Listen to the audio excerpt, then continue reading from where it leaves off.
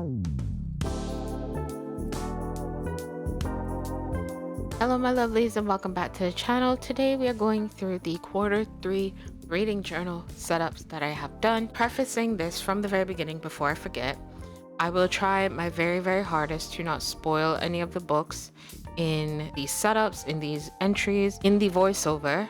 However, my journal entries will contain a crap ton of spoilers, so read at your own risk. It is currently August, the end of August, as I'm doing this voiceover because I simply forgot to do these voiceovers as I was putting the clips into the editor, like I told myself I should do, because I was going to forget what the book was about by the time it got to the end of the quarter. Obviously I didn't do that because I'm an idiot, but also because I've been busy doing a whole bunch of other things. But here we are with Reached, the last book in the trilogy of Matched by Ali Condi. And boy, oh boy, did it reach it in a good way, in a very good way. I believe in the previous reading journal video, I said that the second book, Crossed, I believe, is like the peak of the roller coaster, where everything is at the highest point, everything is gearing up to go down the other side of the roller coaster. This Reached is the other side of the roller coaster, and boy did it deliver. So Reached basically sums up the story very well, I might say. It answers a lot of questions. It also gives you a couple more questions, but then answers them as well in the book. We discover new characters, we discover the connections between the society and the pilot, and how they're connected, why they're connected, and why we're on this journey with these characters. I'm trying so hard to not spoil. I actually cannot, as of this moment, cannot remember a single thing about this book, which is why I have the journal entry opened in front of me. So I'm trying to not read it and just like go off on tangents and such. But this was a very good sum up of a series for me, because it actually answered a lot of the questions that I did have in the first book and the second book, as well as, like I said, it sums up the story. It finishes it really well, while also giving the reader the chance to think about what happens after you close that book, after you read that last word on the last page. And I love that. I truly don't know what else to say about this book because I don't want to spoil anything. Okay, here's the thing. I like character moments. I really do. I like when a character comes through. I like when they're written, not like Mary Sue or what the male version of that, if there is one, where they're just constantly getting everything on the spot. They're getting every beat, they're hitting every note. It's more like, okay, these people are human, and they're remembering that they're human, and they're remembering that they can use their knowledge that they have learned, that they have experienced, to help themselves and in this situation. And Cassia has a couple of those moments, I'm pretty sure. Kai has a couple of those moments, even though I believe he was out for the count, I think. I don't remember seeing a lot of Kai, but he was there. We just didn't get a lot from him, if that makes sense. And there is a reason for that. I'm just trying to not spoil it. And we do get quite a bit of character moments from Xander as well. I believe most of the moments were from Xander. Some of the bigger moments were from Cassia, and I think some of the more emotional moments were from Kai, for me at least. This book, when I tell y'all that I want to pick up another Ali Condi book, like I just want to look for more of her series, but I've picked up a duet already. Like I bought a new duet and I'm continuing, I think, 2 other series. I got books for those 2 other series, I believe. And I picked up a new book for a series. I made a couple of bad choices, but they don't feel bad to me because they're books. I literally had to ask my friends, like, okay, do I get books or do I put this money on my card and renew my Final Fantasy subscription? And they straight up said, flip a coin. And I was like, okay, heads is books, tails is Final Fantasy, and I got heads. I was like, okay. I even like screen recorded it to send it to them. I had a moment. Okay, I had a weak moment, but I'm pretty glad that I did, because my bookshelf is it's pushing me to set up my shelf that I bought months ago now, because it's so full. But we're coming up on the last page and a half for Reached. I do want to mention they do still incorporate a lot of the quote unquote old pieces of media like poems and paintings and stories and stuff like that. And one of the poems that was there that I actually had to look up is I Did Not Reach Thee by Emily Dickinson. She wrote it in apparently 1664. And it's a poem that Cassia she's like saying these lines, I believe. She's saying them to herself in like a moment of crisis, or like, oh God, I don't know how to explain it. It's not crisis, like, oh my God, bad things are happening.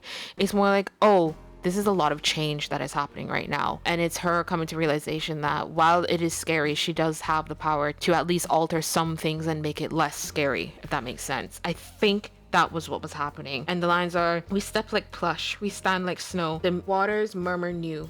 3 rivers and the hill are past. 2 deserts and the seal. Now death usurps my premium and gets to look at thee. I don't understand what it means, but it's a poem and it poems. So that's that. I gave Reach 4.5 stars. My Cop House gave it 9.4. I did really enjoy this book. And like I said earlier, I really, really wish I could pick up more Ali Condi books because I do enjoy the way that she writes.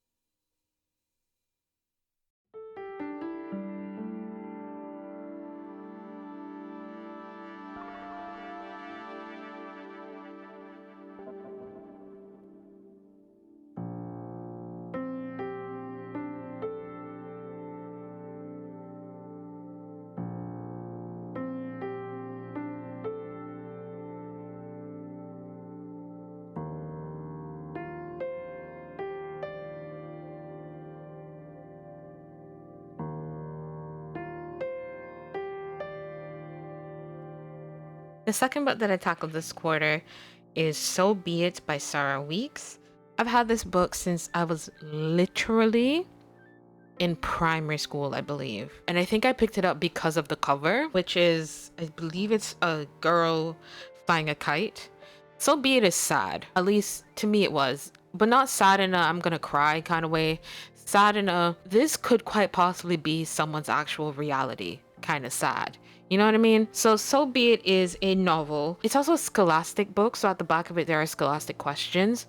I, for the life of me, cannot figure out if this is based on a real life story, like if it's somebody recounting their actual life into a book, or if this is like an imaginary world, because it is very real, the type of things that are happening in this book. And I think it's based in like late 80s, early 90s. I don't actually remember if there is like a specified date in this book, but of that time, it's gotta be earlier.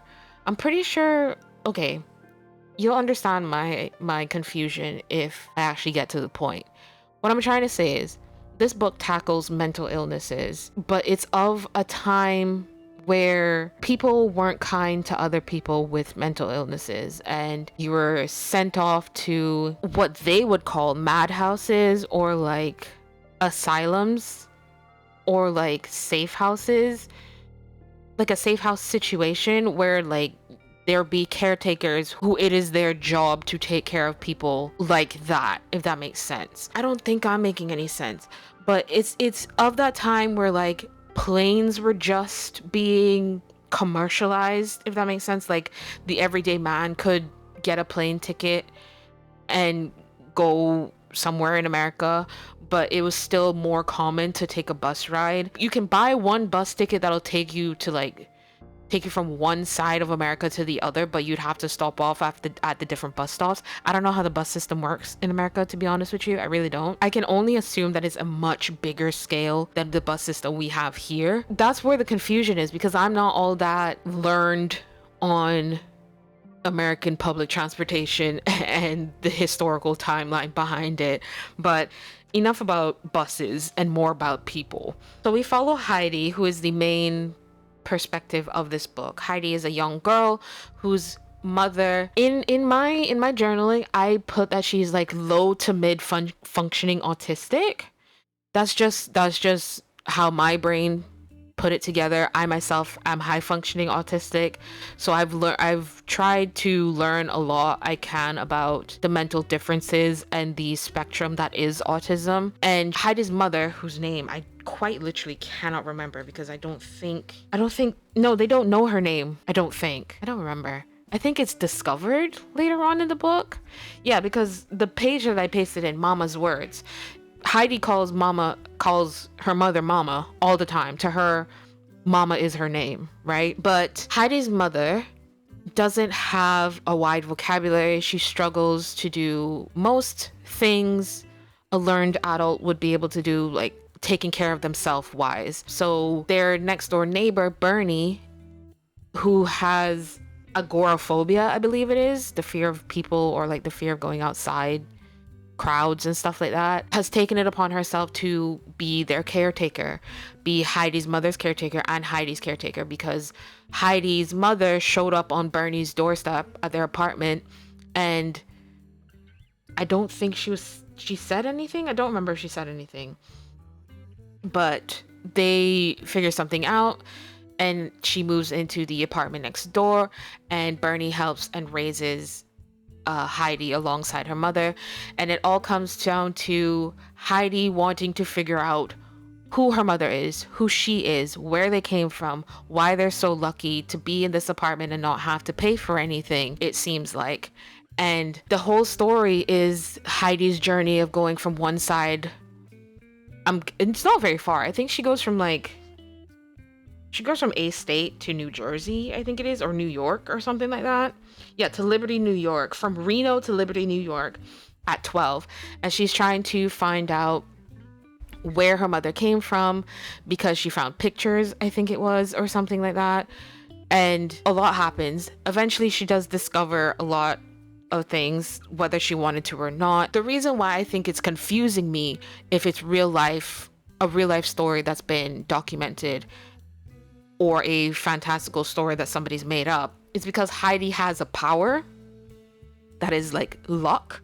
Her power is luck. She can go to like a slot machine and win every single time. It's very confusing. I truly believe you'd have to read the book yourself to see why I am confused if this is based on a real life, because of how it's written, how accurately I believe it is to the time of the way people were treated, the transportation system and all of that, how that works.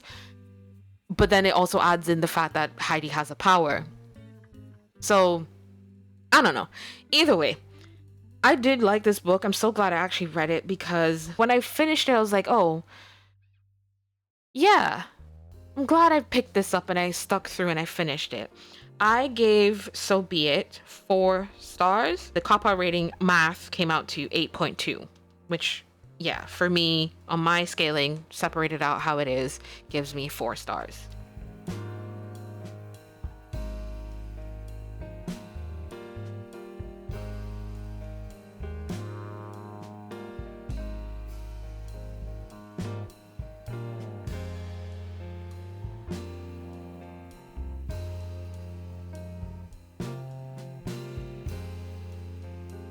Next up, we have Dreamhunter. I struggled to finish this book once I started it. I have what I think is a vibe check that is more often, unfortunately, right. I say unfortunately because like I like giving people the benefit of the doubt and letting their actions speak for themselves, if that makes sense.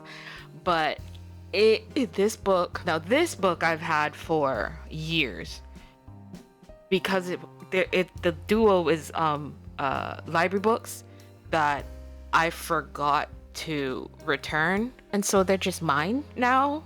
I'm a criminal, but like they obviously don't want the books if they haven't contacted me. I'm pretty sure they have my contact information because I used to work there. But that's a different story.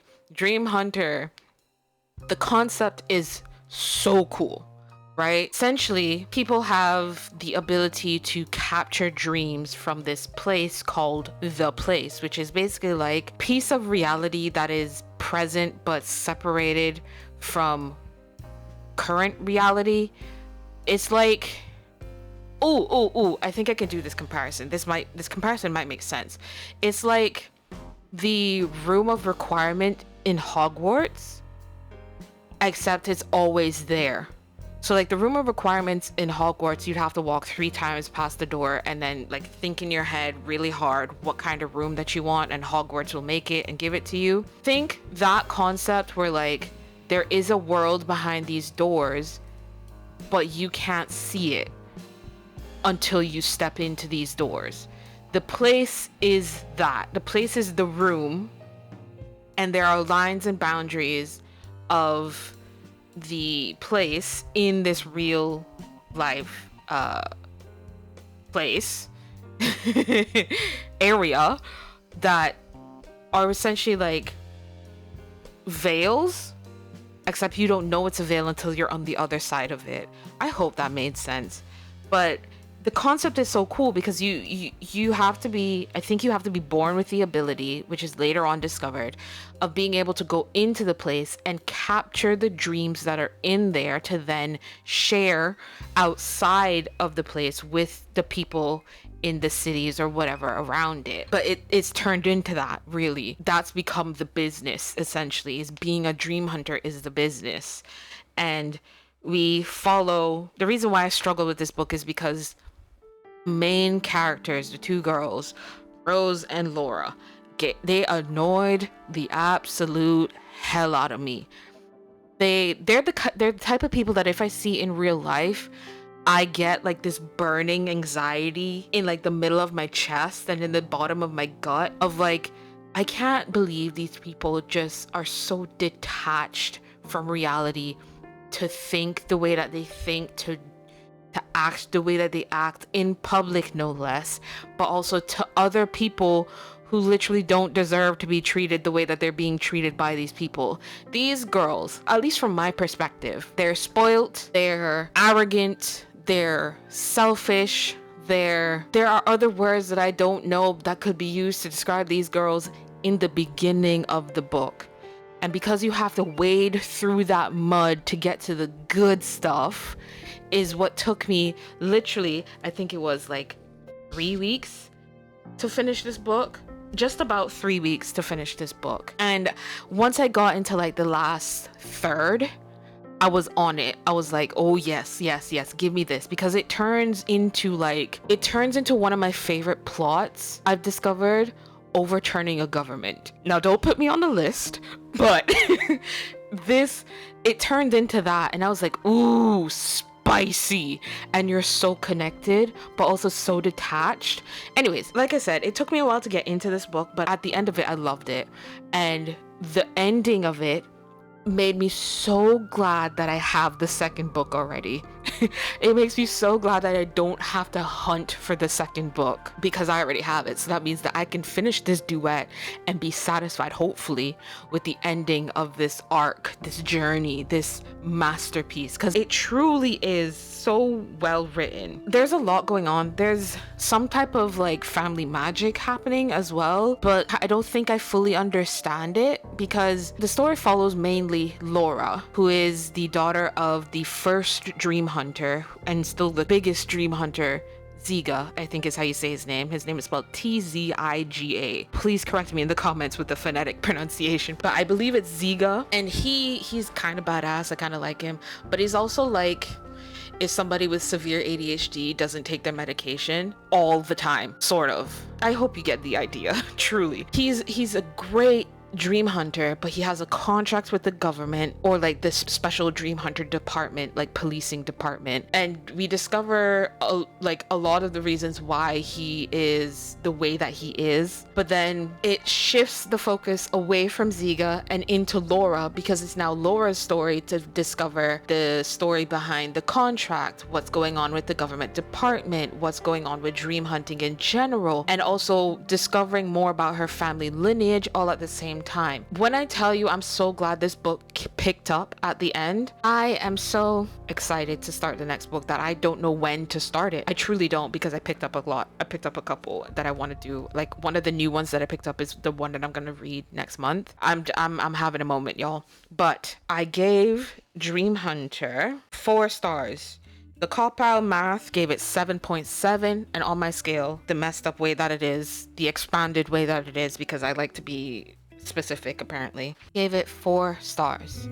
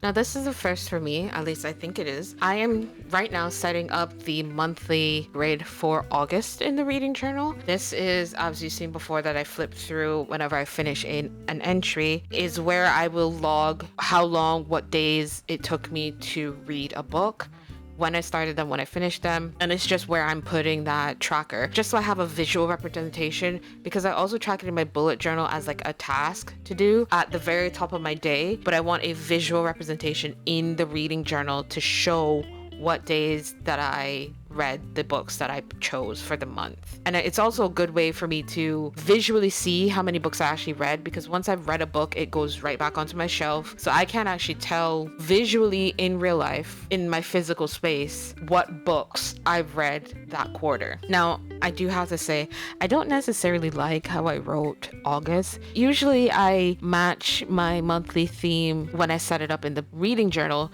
to what I did in my bullet journal. So my bullet journal theme, you would have seen this weeks ago now, literally last month. For August, no, for September actually. No, hold on. Let my brain catch up. August was a brown theme. September is also a brown theme. But August wasn't a brown theme. What the hell am I on about? August was the 80s, 70s, 60s poster. I don't know why I chose brown. I really don't. Anyways, I don't like it because I don't understand why I chose it.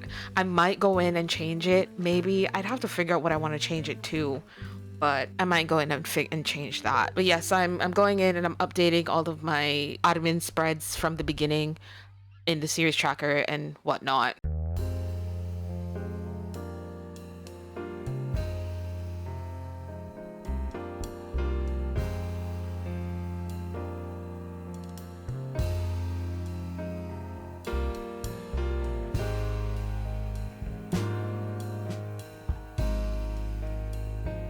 Here we are now with the first and only book of August, The School for Good and Evil, A World Without Princes. Now, I have read the first book twice. I feel like I'm a lot more critical of characters, a lot more than I was before, because Sophie drove me up the wall. But guess what? She doesn't change. She continues to drive me up the wall. And I truly don't know how old these girls are. I think they're like preteen, like 12, 13, maybe. I could be wrong. But I went into this book hoping that Sophie would have some sort of character development for the better. She didn't. she did not have, at least for me, she didn't have the character development that I was hoping she would have. And it's not even like I was hoping she'd have a massive change in character. I was just hoping she'd just be a better person. And she just continues to delude herself and everyone around her that she is good when, babes, she's not.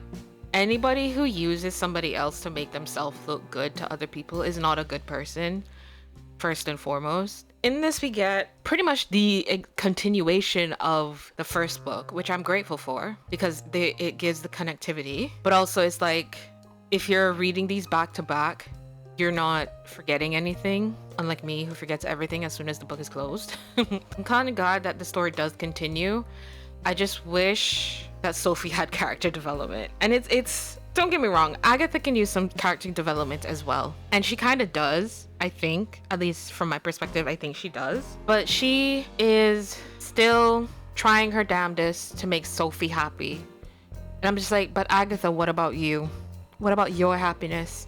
Your happiness shouldn't come at the expense of somebody else's happiness, especially if that somebody else doesn't give a flying crap about your happiness. They only care about themselves. It's me, me, me with them, and not what about other people. And so in this one, we get what happens with Agatha and Sophie's ever after. And turns out it's not good because they end up back at the school and now there's a potential war on the horizon. But not. There's a new teacher who shouldn't be there. She's a liar and a creep. She just gives me bad vibes, and I was kind of right. This book took me so long to read because I kept falling in and out of love with it. I did essentially force myself to read at least a chapter a day, and then I noticed that like I could only do that for 6 days. And so I would always miss Monday, apparently, according to my recordings there. But just an insight, I'm gonna just say, like I said in the beginning, Sophie drives me up the wall because of how selfish and self-centered she is. But then there's also Agatha, who kind of also starts to annoy me a little bit simply because she doesn't care for her own happiness until the very end. And I'm just like, girly, you gotta understand that you are worth more than this. But stuff does get resolved. There's so many subplots and also so much mystery. You discover a lot in this. You learn more about the schoolmaster, you learn more about the Storian, I believe, and you learn more about the teachers as well. It's kind of messed up. Like the new teacher, the dean, I don't like her. I truly do not like her. And I was literally like, out loud, I was calling this woman names. Okay, I was so upset with her because she just kept messing everything up. Her nose was in everybody's business where it didn't belong, and she was just messing this up, also for her own gain, which is wild. Because when you find out the nitty-gritty of her, you realize she is also not a good person. She really isn't, like, truly. So the schools get split from, they're no longer good and evil. They're now boys and girls, and that's because of Sophie and Agatha's ending, quote unquote, for their story. Obviously, their story didn't actually end because they're now back at the school. The reason they end up back at the school is because Agatha makes a wish. She once again notices that Sophie is unhappy in their current situation and unintentionally makes a wish that sends them back to the school to essentially rewrite the ending of their story, is the gist that I understand why they got sent back. There's a couple parallels that are sort of unexpected, mostly between Sophie and Tedros, surprisingly, where Tedros' father is King Arthur and his mother Queen Guinevere, who runs off with Lancelot and abandons Arthur and Tedros. And there's now a parallel that plays in with Sophie and her family, but in this, the new teacher, the dean, sort of twists that in the favor of the girls because of Sophie and Agatha kissing at the end of the story, sealing their story with true love's kiss, basically. And it's now gotten the rhetoric of princesses don't need princes. So now, instead of getting like our Snow White and our Cinderella, we're getting Merida from Brave, which isn't bad. We're getting Elsa from Frozen, again, not bad. There's another Disney princess that on the top of my head that I can't think of, but we're getting that kind of vibe where like there isn't necessarily a main love interest for the princesses. It's just about the princesses learning more about themselves as people and growing from that, and like stepping into their royalty and helping the people around them using who they are as a person and not who they can be for somebody else, if that makes sense. And so that's a sort of an overlying theme in this as well. But Agatha and the witches join up and create a plot to get the story in. It falls out because Sophie, as usual, literally in like, I think the first part, because I think the book is divided into 3 parts. In the first part, the story could have been over, literally.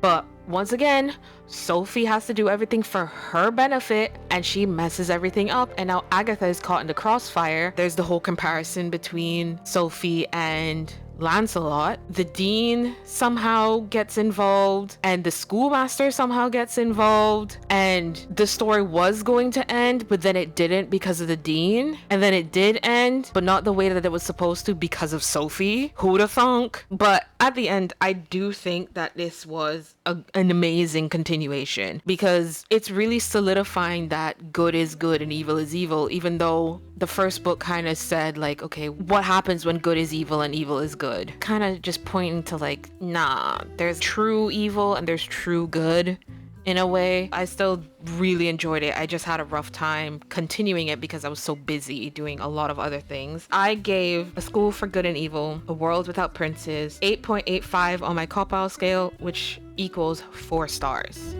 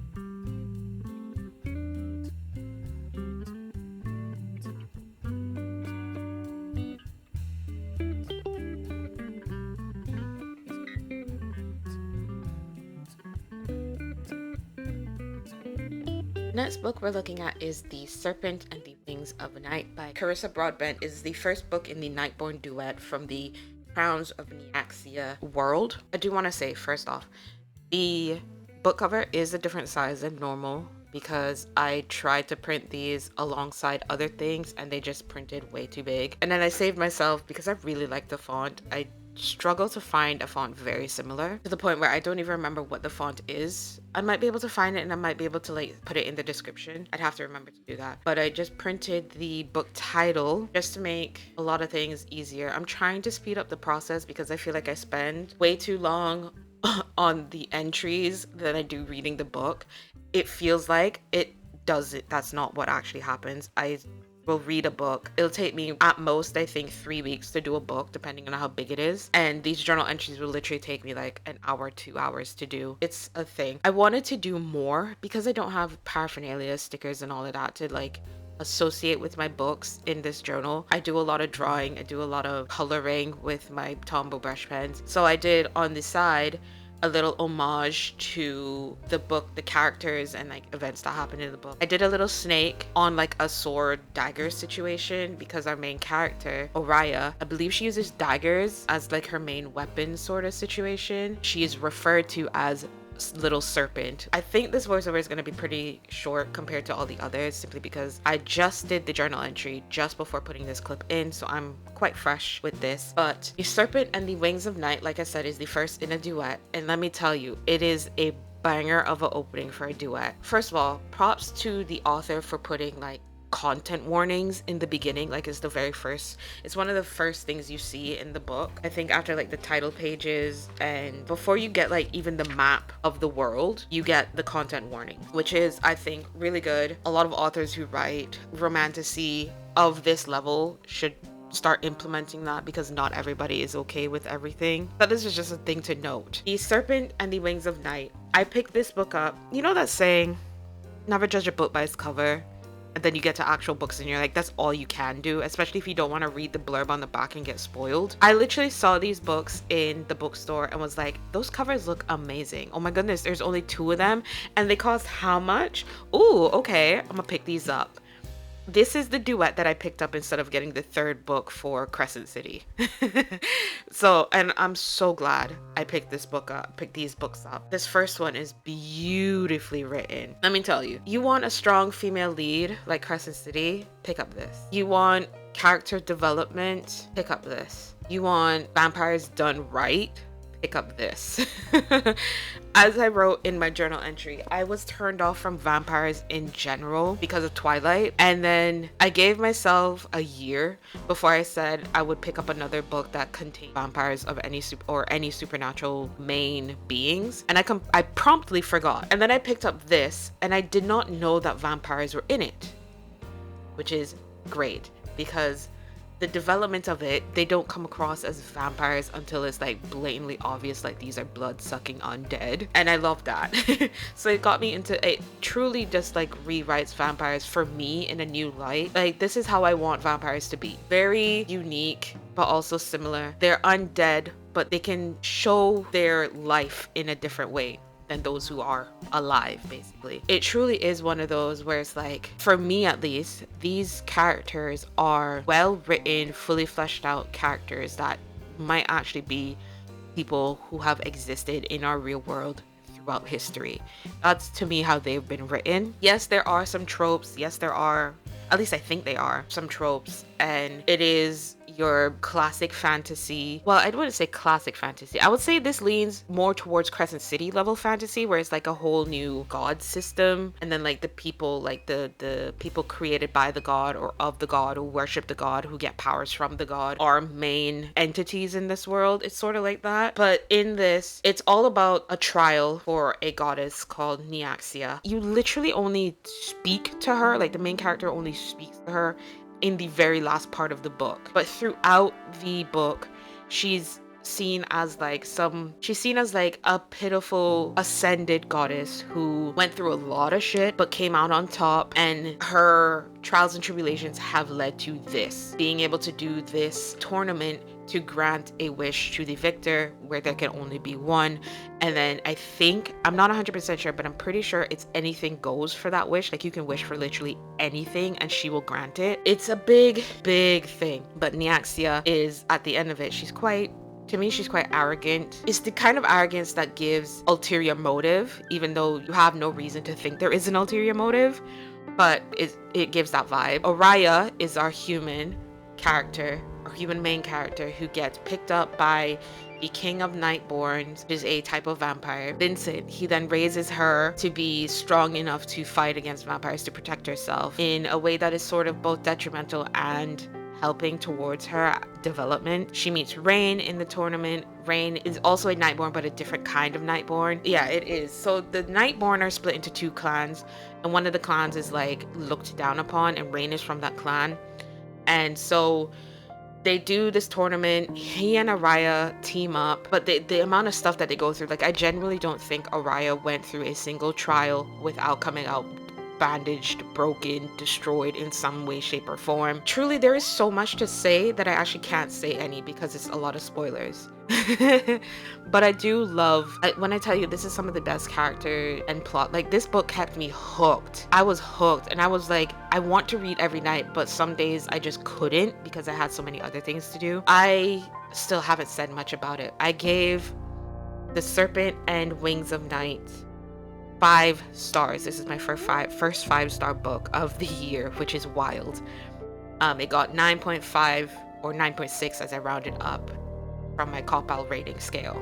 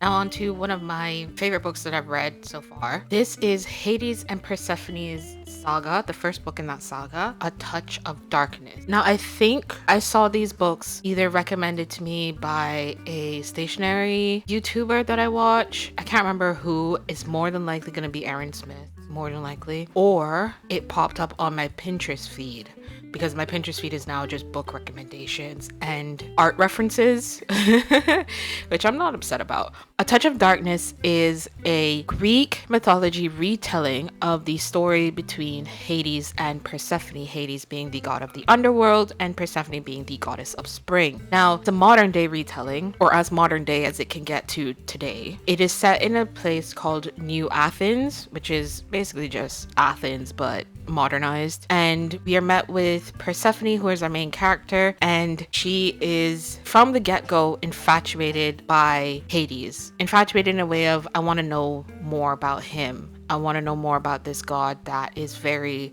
secretive and private. I want to know why he does these deals with these people and if it is as malicious as other people say it is. So that's basically the premise of it all. That's what starts it all, I should say. And so we go through the journey of Persephone and Hades getting to know each other. You get your typical Greek mythology references. We have Demeter, Persephone's mother, who I absolutely I just hate her. There's always a character that annoys me to the point where I truly dislike them, and that is Demeter. There is also Adonis, who I dislike. Hades dislikes him as well, and I see why. And we have Hades' assistant, Minthe, I think is how you say her name. There are a lot of side characters that really, truly I want to know more about. Like, one of Persephone's drivers is a Cyclops, and he sounds so cool. He sounds like the sweetest friend you could ever ding dang have. He's so sweet. I want to know more about him. I want to know more about the ogre bouncer. I want to know more about the underworld. I want to know more about that. And thankfully there are 6 books in this saga. Technically, I think it's actually only 3 books for Hades and Persephone, and then another 3 books for I think just Hades and just Persephone, something like that. I could be wrong. I have it written down in my journal, but oh boy. I had a lot to say about a lot of books. The fact that I drew for most of these entries, I'm pretty sure. I know for a fact that I drew for the previous book, The Serpent and the Wings of Night. I know for a fact that I drew for the spread, and this one I drew as well. I did read A School for Good and Evil 2, the second one, and I always have a lot to say about that, about those apparently. But let me actually talk about the book without actually talking about the book, you know what I mean? Because I try not to do spoilers for these books as best as I can. Sometimes it's unavoidable because you need context to what I'm saying, but I will try my best. So I've already introduced you to Hades and Persephone, the world, New Athens, Persephone being very curious about Hades, Hades doing deals with mortals, Persephone wanting to find out what the heck is up with that. And so they go through, Persephone finds out, like she gets the opportunity to find out, and instead finds herself, I don't want to say trapped, because she's not necessarily trapped. She is free to leave, but it's more of like there's a deal, a bargain between her and Hades, where I believe this is canon in Greek mythology, where Persephone has to create life in the underworld. That's her deal, or at least that's her end of the deal that she has to fulfill. And so throughout all of that, she's popping back and forth between the underworld. She's dealing with her mother, who is truly a piece of work. Like, I usually say a piece of work about problematic characters. She is problematic mother, okay? This woman, honestly, I'm not gonna say it because it's a major spoiler, and it's honestly just like a really good plot point that sort of like turns on the light bulb in your head when you find out like why she is the way that she is. But Persephone is struggling, as the goddess of spring is supposed to be able to give life. That is very hard for her because she does the exact opposite. So her having this bargain with Hades to create life in the underworld is very open-ended, but also she's got her work cut out for her. Persephone meets Hecate and Charon and all these souls in the underworld, and she's learning more about Hades and who he is as the god of the underworld, and their relationship develops. And yes, there is spice. There is a lot of spice. I say a lot. It's a lot more than I'm used to reading in a book, especially this year, but it's also not like graphic necessarily. At least to me it's not graphic because I read fan fiction. So this isn't graphic for me. I think I'm quite desensitized because of fan fiction. But it is there later on in the book, and it's mostly between Hades and Persephone as their relationship develops, and so on and so on. Aphrodite is rightfully a bitch.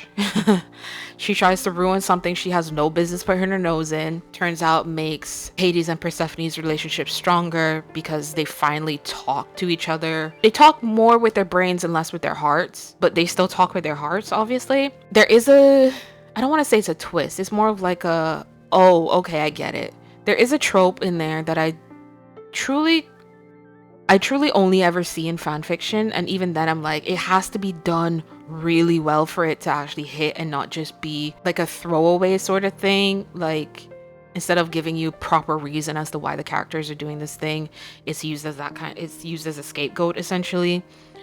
But it eventually gets to the point where Persephone realizes who she is. She figures that out. She becomes badass, and she gets her, I don't want to say it's revenge, but she proves why she is the goddess of spring and why she is the queen of the underworld at Hades' side.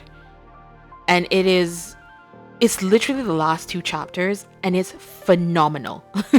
It's phenomenal.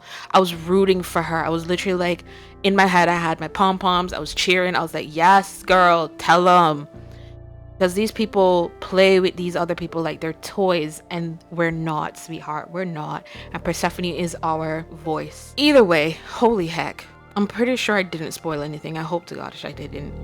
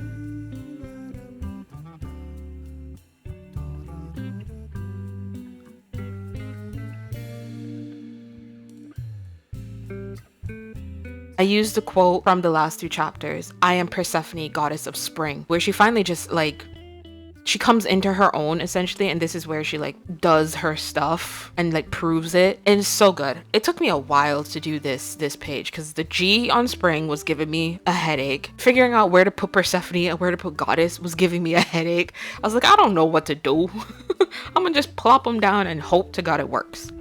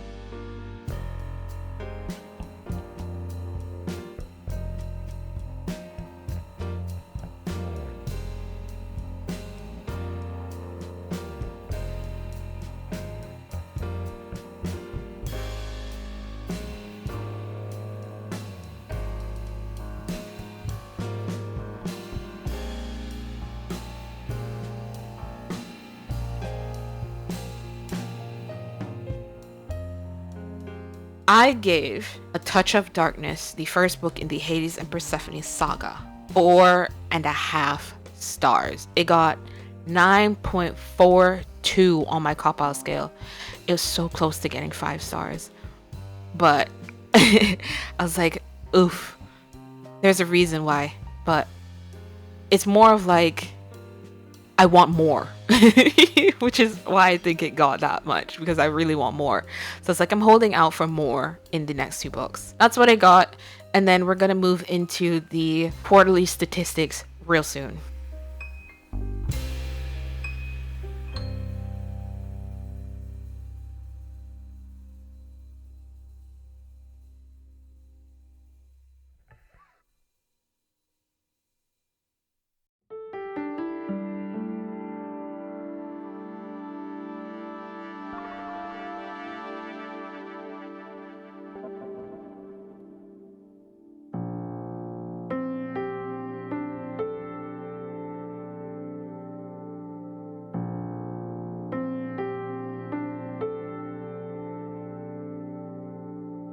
Now onto the quarterly statistics. I will just rattle these off as you watch me put together the page. For my genres, I covered young adult, middle grade, dystopian, romance, and fantasy. A lot of these are overlaps. I've stopped counting how many of these books actually have these genres attached to them, and I would just put the genres in general there. Next, I have the number of pages. This quarter, I read 2,823 pages. That is roughly 470 pages per book if you were to divide it by the amount of books that I read, which is 6 books this quarter. Now, the star ratings, I have 3 4 stars, 2 4.5 stars, and 1 5 star. And the months read, I have July with 3, August with 1, and September with 2.